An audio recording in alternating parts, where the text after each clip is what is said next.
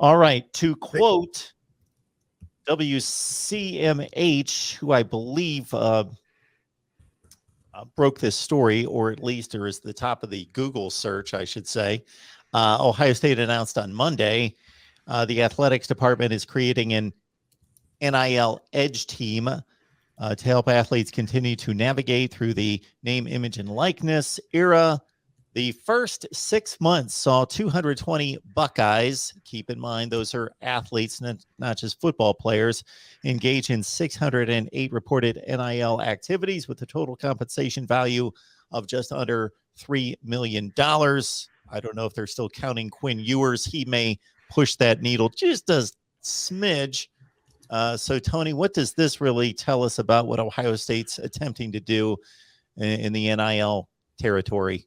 Yeah, first in regards to the numbers, there's some questions there. If are these just an annual thing, or is all of Quinn Ewers stuff in there? And a lot of that is like a 3-year deal, like the car lease is a 3-year lease. Is all of that combined in there? So I think there's still some questions about all of those numbers and what does it entail. But the Edge program, I think, is interesting because over the first 6 months, Ohio State has been a little bit of standoff. They can't do deals. They can't make deals. And now as the rules have kind of solidified or the boundaries have been pushed to you see where the rules are, now they've created a department that can go and find deals for student athletes in all different businesses or the alumni and the charities being invented as we speak, where they're almost acting as agents for the student athletes, and they can go find deals for players, or they can go to businesses and find players for those deals. And so now Ohio State is able to take a more active approach, or they are taking a more active approach, especially with this invention of these NIL charities and the entire outfit of it.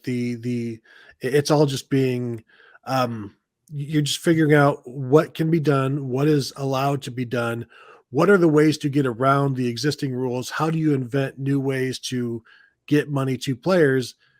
And so now this is a department that has been created, and they'll basically be a point person in each varsity sport, of which there are 36 or 37 at Ohio State.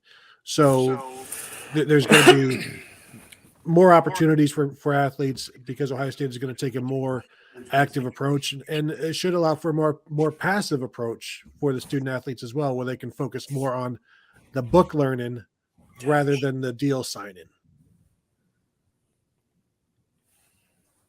You want me to talk about NIL? Yeah, if you've got anything on it. I think that without leadership from the NCAA, I think Ohio State, like a lot of schools, is just kind of feeling its way through the dark, and what should we be doing and what shouldn't we be doing.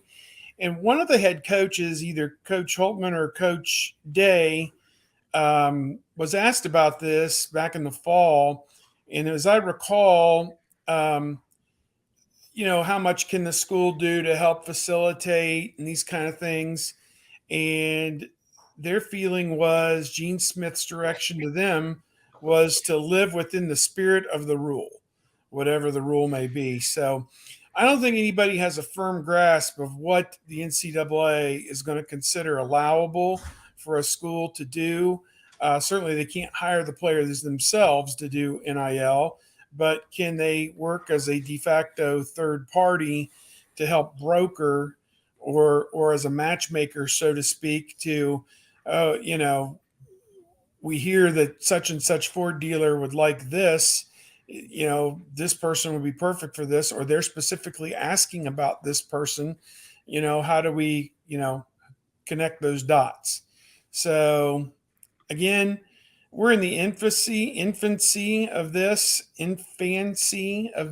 and I don't think anybody really knows what direction it's going to go. But like so many things in college athletics, there is no leadership to take the bull by the horns and settle these issues. There's no commissioner